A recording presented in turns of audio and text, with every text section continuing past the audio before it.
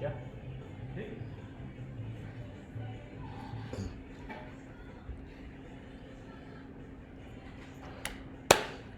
Muy buenas noches. El Señor les bendiga y les guarde. Este es tu hermano, Pastor Walter Agosto, pastor de la congregación Catedral de la Fe en la ciudad de Caguas, Puerto Rico. Damos gracias al Padre por cada uno de ustedes que martes tras martes me acompañan para estudiar las Escrituras. Y como siempre digo, gratitud es la nota que debe de acompañarnos siempre. Así como le damos gracias a Dios todos los días, por la mañana, al despertar. Así también le damos gracias a Dios por toda la gente tan especial que Él ha enviado a nuestra vida para bendecirnos. En esta ocasión le doy la gloria al Eterno por cada uno de ustedes, como le dije, por su fidelidad y por acompañarme. Aún los que me acompañan tanto en la radio aquí por Nueva Vida 97.7 FM, también como aquellos que nos siguen por las redes en esta transmisión simultánea a través de Facebook Live. Y si está cerca de una computadora y desea vernos a través de Facebook Live y así participar de la presentación en PowerPoint que comparto, puedes buscarnos en Facebook Pastor Walter Agosto, también como Walter Agosto y Catedral de la Fe. También le damos la gracia al Padre por mi hermano Juan Carlos Matos, como siempre, mi hermano Orlando Mercado y todo el staff y todo el equipo de Nueva Vida por su bondad y por la oportunidad que nos dan de nosotros poder estar aquí todos los martes y llegar a ustedes con la enseñanza en este tu programa Discipulado, redescubriendo las enseñanzas del Mesías. Estamos en la época de las fiestas bíblicas. A pesar de que en la tradición, tanto la tradición de nuestros hermanos católicos, porque todos somos hermanos, por más que nosotros digamos, no todos somos hermanos, ¿ok?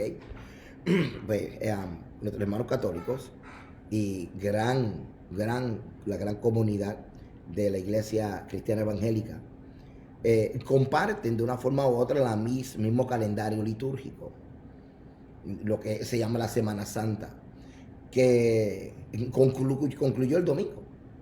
Sin embargo, para esta misma época, que coincide también este año, las fiestas bíblicas, lo que mucha gente llama las fiestas judías, pero realmente la Biblia no las llama las fiestas judías, a menos que algunas menciones en el Nuevo Testamento, porque todo Israel se llamaba judío, ya después del siglo 7 en adelante. Ahora bien interesante que mientras concluye la Semana Santa, Viernes Santo, Sábado de Gloria y Domingo de Resurrección, en el contexto litúrgico tradicional, tanto de Roma o la Iglesia Católica y en forma general la Iglesia Cristiana Evangélica. Sin embargo, cuando vamos a las Escrituras, es sumamente interesante ver que las fiestas continúan. Continúan porque las fiestas comienzan con Pesaj, Passover, la Pascua, que este año coincidió con Viernes Santo, y continúan llamándose Pascua o fiestas de primavera o las fiestas que se relacionan con la primera venida del Mesías, su muerte, sepultura y resurrección, y se extienden hasta el día de Pentecostés. Ahora, muchos de nosotros, pues, ¿verdad? Yo celebro las fiestas bíblicas en el contexto hebraico, ¿verdad? Y así que cuando yo estaba celebrándolo en el contexto más tradicional del calendario litúrgico de Roma, pues nosotros celebramos viernes, sábado, domingo y de ahí brincamos a Pentecostés.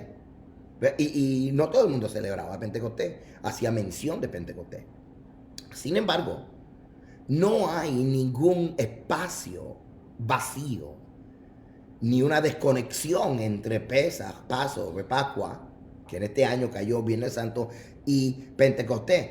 Porque primero está la Pascua, luego panes sin levadura, y en la fiesta de panes sin levadura representa en el contexto mesiánico, lo que podríamos llamar en la teología, en la cristología, lo que estamos viendo es entonces el momento de la sepultura del Mesías, panes sin levadura, entonces pan, Yeshua, que es el pan, sin levadura, sin contaminación, porque él murió sin pecar. Así que toda la cristología o todo el contexto mesiánico está claramente expuesto en la convocación de esta fiesta llamado panes sin levadura, donde el mandamiento, acuérdate que estos mandamientos son perpetuos, la muerte y resurrección del Mesías no minimiza, ni anula, ni sustituye los mandamientos que corresponden a las fiestas.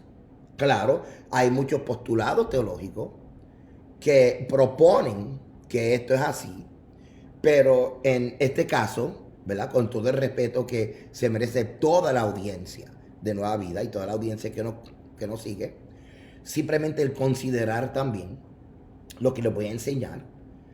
Y usted, como dicen muchos maestros, dice mi hermano Rico Cortés y mi hermano Joseph Goody, usted no me crea, usted simplemente abra la Biblia y verifique si en la Biblia dice estas fiestas son perpetuas. Usted va a buscar en Levítico capítulo 23 y si ve que estas fiestas son perpetuas, tiene que darte la oportunidad de ver las fiestas, no en el contexto teológico, porque la teología, aunque sabemos que es la filosofía de Dios, el estudio de Dios, literalmente la Biblia lo que nos está diciendo es que estas fiestas son para siempre, son para siempre. Por eso es que se espera que luego de la muerte y resurrección del Mesías se siguieron celebrando y aún en su venida. Y eso lo vamos a estar viendo en los próximos, hoy y el próximo martes. Ahora bien, sumamente importante, voy a compartir con ustedes, si usted me está viendo por Walter Agosto, o Pastor Walter Agosto, o Catedral de la Fe, usted está viendo un diagrama donde estoy compartiendo con ustedes las fiestas del Señor. Para aquellos que me están escuchando a través de Nueva Vida, que muchas gracias por siempre estar conmigo, gracias por su amabilidad y por la oportunidad que me dan de compartir el contexto de las Escrituras. Estamos viendo que las fiestas bíblicas están divididas en dos partes. La primera parte se llama la lluvia tardía, la segunda parte se llama la lluvia temprana. Y en otra clase estaré enseñando acerca de todo este contexto agrícola. La primera parte también se le llama la fiesta de primavera, y la segunda parte también se le llama la fiesta de otoño. La primera parte, hermano, cuando nosotros estudiamos una boda hebrea, y también les prometo que les voy a dar la clase de la boda hebrea, que es el contexto que vemos en toda la Biblia, desde Génesis hasta Apocalipsis. La boda hebrea, que se llama Kiddushin, consiste entonces del Erusin, que es la primera parte, y el Nisuim, que es la última parte, que en nuestra cultura sería cuando tú te comprometes con la novia, y en la segunda parte es cuando tú te casas. ¿Ok? Así que es sumamente interesante todo esto. Ahora, esta primera parte, que es la lluvia tardía, se llama fiesta de primavera, también en el contexto de la boda hebrea se llama el Erusin. También se le llama la primera venida del Mesías. Así que estas fiestas de primavera marcan la primera venida del Mesías y son sumamente importantes a la hora de nosotros validar a Yeshua como nuestro Mesías, Cristo como nuestro Mesías.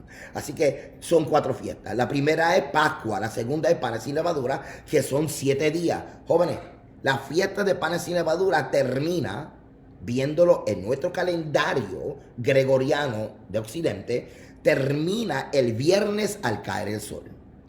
Y según las instrucciones de la Biblia, acuérdate que estas son instrucciones perpetuas, estos no son culturas judías, lo vas a encontrar en culturas judías, pero donde está en la Biblia, en la palabra del Eterno, de Dios, y estos mandamientos son perpetuos. O sea, no hay ninguna forma, solamente explicaciones teológicas, pero legalmente en el contexto de convenios, No hay ninguna forma de pensar de que no son vigentes. Ahora, Pesaj, como te dije, es la muerte del Cordero. Panes sin levadura es la sepultura del Cordero. Primicia es la resurrección del Cordero. Estamos hablando de Yeshua, Cristo, que es nuestro Cordero. Estamos hablando que desde la primicia, que fue el domingo. Acuérdate que en el contexto bíblico, primicia se celebra en la cronología de la fiesta, no en el mes de enero. El que lo quiera celebrar en enero, pues está en su prerrogativa de celebrarlo y de poder entonces traer el fundamento, pero bíblico no es, porque tú no puedes sacar primicia de la cronología de la fiesta, porque primicia corresponde a la resurrección del Mesías, también corresponde a el momento en que se da lo que se llama la gavilla de la cebada, y eso es un tiempo específico dentro de del ciclo agrícola de Israel, y todo cuadra. Todo cuadra, pero si nosotros pensamos que el Antiguo Testamento o la Torá, que se llama el Pentateuco, y estos mandamientos que son perpetuos, si pensamos que no son vigentes y comenzamos a sacarla de sitio, créeme, lo que estamos haciendo es un caos. Es un caos, hermano, porque si primicia representa la resurrección, ¿cómo yo voy a celebrar la resurrección y después la muerte? O sea, si alguien va a morir, tiene que nacer primero. Espero que hayan recibido esta revelación. Okay. Ahora bien, mira qué interesante. Después de la fiesta primicia, que fue el domingo, acuérdate de que todo Israel alrededor del mundo está celebrando todo esto a la misma vez. Israel, los que creen que Cristo es el Mesías y los que no, porque estos son mandamientos. Ahora, desde el domingo, 50 días después, se celebra Pentecostés. Y si usted lo busca, cae el domingo 9 de junio. Ese día es el día de Pentecostés. De hecho, ese día se trae una segunda primicia. Pero de eso vamos a estar hablando más luego, acerca de todo lo que ocurre en el día de Pentecostés. Ahora bien, vamos a comenzar a hablar un poquito acerca de Pablo. Vamos a estar hablando mucho acerca de Pablo. Vamos a estar hablando mucho acerca de contexto. Pero le voy a decir la parte final de la película ahora. Ni nuestro Señor Jesucristo, ni Pablo declararon o decretaron o enseñaron que los mandamientos que encontramos en la Torá, que también se llama el Pentateuco, de alguna forma han sido minimizados, reducidos, resumidos, modificados o anulados. Este concepto lo vamos a encontrar en otras interpretaciones fuera de las escrituras, que están en el contexto hebraico y en el contexto legal. Ahora bien, Romanos capítulo 7. ¿Qué diremos pues? ¿La ley es pecado? Vamos a parar aquí un momento. Esa palabra ley que usted está leyendo en Romanos 7:7, vuelvo y le digo, acuérdense que la Biblia hebrea, lo que llamamos la Torá, el Pentateuco, fue traducido al griego, y muchas palabras no fueron traducidas correctamente por la simple y natural problema, hermano, que no todas las palabras se pueden traducir en otro idioma y guardar la fidelidad de su concepto original. Porque hay un cruce cultural, y en estas hay expresiones idiomáticas que impiden la ausencia, la falta de palabras que impiden que realmente se encuentre una palabra correcta en la traducción. Así que lo que se encontró fue un equivalente. Y el equivalente es la que se traduce al español, ley. La palabra ley, mis hermanos, la palabra ley no honra lo que significa Torá. Torá lo que significa son instrucciones. Torá no significa ley. Dentro de la Torá tú encuentras leyes de Dios, las leyes, los mandamientos, pero eso no es lo único. Y esto es algo sumamente interesante que tenemos que considerar antes de estudiar a Pablo, antes de estudiar estas cartas, antes de leer el Nuevo Testamento. Tenemos que entender lo que realmente significa la palabra ley en el Nuevo Testamento y el concepto ley en la Torá, tanto en de la cultura hebraica como en el contexto legal. Torah, que se traduce en español ley, significa instrucciones, no significa ley, en términos de que la palabra ley no honra y se queda corto en describir lo que realmente significa. ¿Ok? Eso es bien importante. Ahora, la ley es pecado. Vamos a comenzar entonces a definir conceptos. ¿Qué es pecado? ¿Usted se acuerda? Porque yo me acuerdo, yo no soy tan joven, así que posiblemente algunos de los hermanos de la audiencia de Nueva Vida y los que nos están viendo por Facebook en Walter Agosto, en Pastor Walter Agosto, en Catedral de la Fe, posiblemente me entiendan. Cuando hace muchos años comenzamos, con muchos, en todo este avivamiento pentecostal que realmente sacudió la isla de Puerto Rico, ¿verdad? Había una definición acerca de los conceptos de santidad. Y yo me acuerdo que si íbamos al cine, pues era algo pecado. era lo que se llamaba una falta de santidad. Y si uno tenía un televisor y todas estas cosas. Sin embargo, estamos viendo que una de las cosas que nos estaba llevando a pensar estas cosas es porque no teníamos claro la definición bíblica de lo que es pecado. ¿Qué es pecado? ¿Qué es pecado? ¿Qué es pecado? Bueno, la Biblia en 1 Juan capítulo 3, verso 4, Primera de Juan capítulo 3, verso 4, nos define lo que es pecado. Dice que pecado es transgresión a la ley. ¿Y cuál es la ley? Te dije que esta palabra ley es la palabra en hebreo, ¿cuál es? A ver si se acuerdan. Torah. Exacto. Así que transgredir Torah es pecado. Así que, usted ha oído la frase, hermano, hay tanto pecado por ahí en el mundo, hay tanto pecado, ¿verdad que sí? Ok, si hay pecado, y pecado es violación a la Torah, pues la Torah está vigente. Hermano, la Torah está vigente. Y esto es bien importante. Un detalle que tenemos que considerar. Muchos mandamientos dependen, en este caso, o de la tierra de Israel, como el reposo de Shemitah, que son cada 7 años, o los mandamientos que tienen que ver con el templo o el tabernáculo, que son el 45.5% de los mandamientos. Sin embargo, no dejan de ser mandamientos, no dejan de ser mandamientos que son vigentes. Así que esto es bien importante, hermano. No podemos pensar que la Torah ya no está vigente. Porque ni Yeshua, nuestro Señor Jesucristo, ni Pablo pensaron así. Y pongo a Pablo porque Pablo es el que ahora está llevando el evangelio a los gentiles. Y él está hablando en la misma nomenclatura y en la misma página que nuestro Señor Jesucristo, sin abolir y sin anular los mandamientos. Y esto es bien importante, hermano, porque yo no sé si a usted, y si me está escuchando pastores y predicadores y maestros, si coinciden conmigo, a veces la gente le hace más caso a Pablo que a Cristo. No, pero mira lo que dijo Pablo. Y a veces no entendemos el contexto de Pablo, no entendemos el contexto del libro de Gálatas, el contexto de Colosenses. Y dicho sea de paso, esta línea de pensamiento que estoy trayendo, vamos a estudiar un poco de Gálatas y de Colosenses. Y usted va a descubrir muchas cosas sumamente importantes y la importancia de estudiar contexto. Ahora, continuamos con Romanos capítulo 7, verso 7. ¿Qué diremos pues? La ley es pecado. O sea, las instrucciones de Dios, la Torah, es pecado. En ninguna manera. Pues yo no conocí el pecado sino por la ley. O sea, yo no conocí el pecado si no es por la Torah. Porque tampoco conociera la codicia. Si la ley, o sea, la Torah, las instrucciones nos dijera, no codiciará.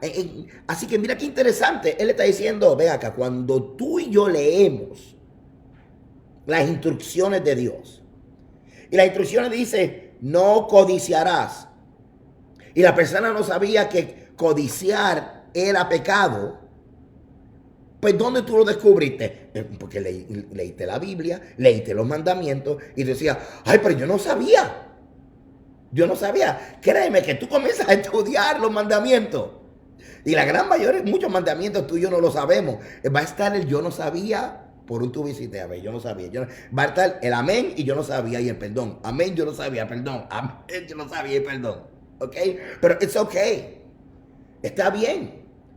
Porque una de las cosas que la gente no entiende es que aunque tú no conozcas la ley, si la violas, tú eres culpable como quiera. Sin embargo, ahora entendemos por qué Cristo murió por nosotros.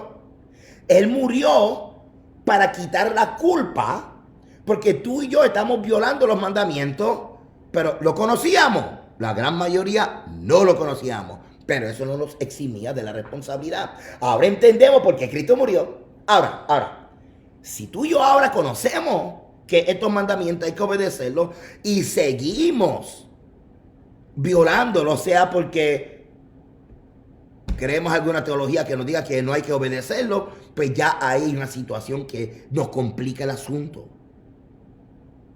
Porque si la tradición o la teología no se valida en el contexto hebraico y legal, tenemos que reconsiderar y movernos a una auditoría de las Escrituras.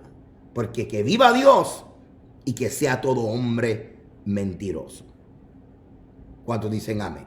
Ok, vamos a continuar aquí. Verso 8. Mas el pecado, tomando ocasión por el mandamiento, produjo en mí toda codicia, porque sin la ley el pecado está muerto. Y es lo que está hablando acerca de la conciencia. ¿Ok? Y cómo ahora la Torá, las instrucciones, le está explicando, le está revelando en forma tridimensional lo que es el pecado. La Torá se lo está revelando y esto fue lo que Yeshua hizo, hermano, cuando dijo, yo voy a cumplir.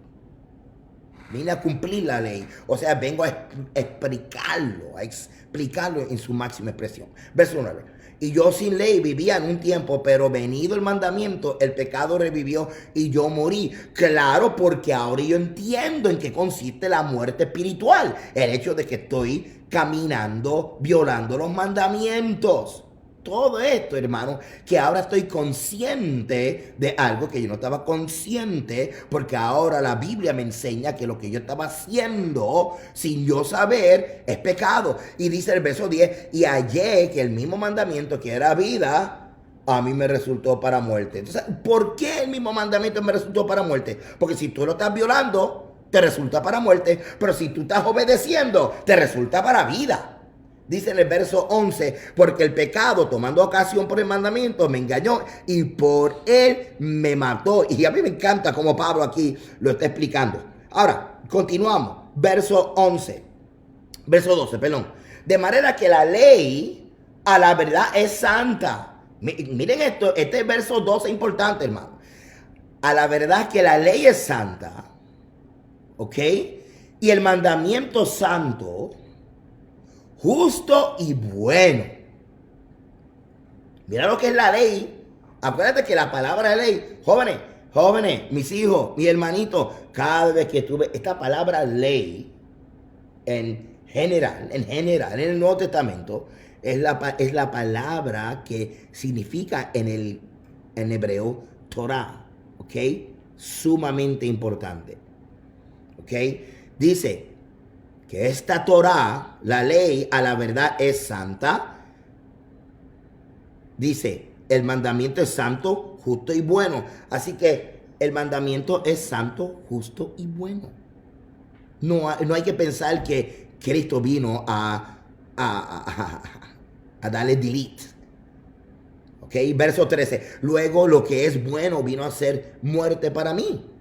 Mira esto, entonces dice, en ninguna manera. Y él no se está contradiciendo, porque los versos anteriores él literalmente estaba describiendo la experiencia de la confrontación, donde el hombre, Pablo, está siendo confrontado con esta palabra, esta verdad que es santa, justo y bueno. Y él lo confirma ya mismo. Mira lo que dice, en ninguna manera, sino que el pecado, para mostrarse pecado, produjo en mí la muerte por medio de lo que es bueno, que es la Torá, a fin de que por el mandamiento el pecado llegase a ser sobremanera pecaminoso. Verso 14, porque sabemos que la ley, o sea, la Torah, es espiritual.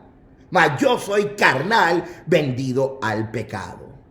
Así que todo este capítulo pone claro, hermano, que el hombre es carnal y que la ley de Dios es espiritual. Entonces, y es buena, es verdad y es santa. Romanos capítulo 3, verso 29. Dice, ¿es Dios solamente Dios de los judíos?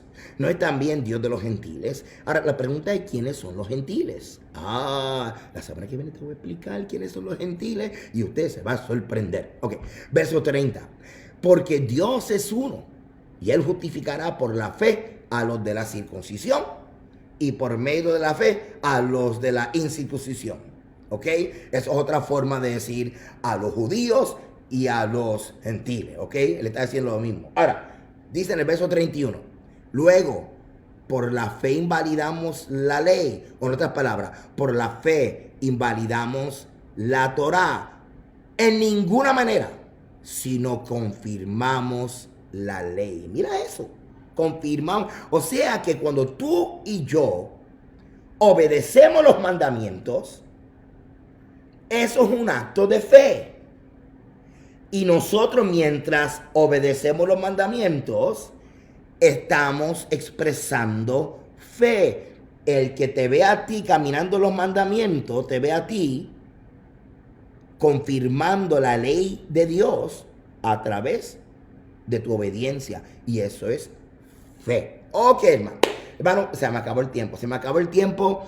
La semana que viene continuamos hablando de Pablo, continuamos con estas cartas de Pablo, continuamos, vamos a hablar acerca de los gentiles, vamos a hablar acerca de las fiestas y usted no se pierda esto. Ve a mi página, walteragosto.com, tengo 700 videos ahí que sé que te van a ayudar a seguir estudiando. Así que nos veremos el martes que viene, si el Señor lo permite. Y acuérdate y que no se te olvide que la salvación es por gracia, pero en la obediencia hay bendición. Shalom.